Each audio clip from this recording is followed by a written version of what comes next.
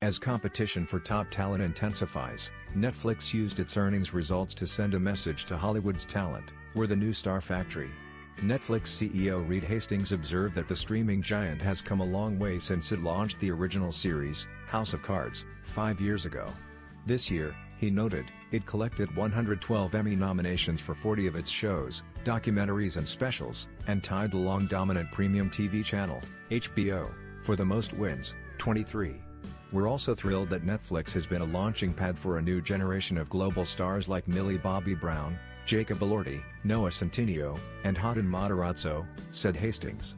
"When our service helps our talent develop huge fan bases, we can attract the best talent in the world." Netflix took the extraordinary step of charting the social media send of its young stars of Stranger Things, The Kissing Booth, To All the Boys Eva Loved Before and Ridiculousness, a Jedi move for a service that won't share actual streaming data with the show's creators. This explosive growth in popularity is a good indicator that our shows and stars are breaking out around the planet, Hastings wrote in his note to investors.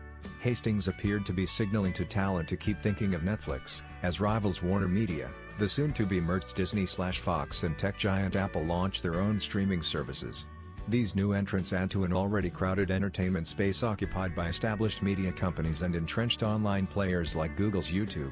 Amid these massive competitors on both sides, plus traditional media firms, our job is to make Netflix stand out so that when consumers have free time, they choose to spend it with our service, said Hastings.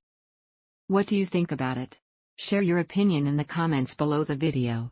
And also subscribe to the channel not to miss new, interesting videos.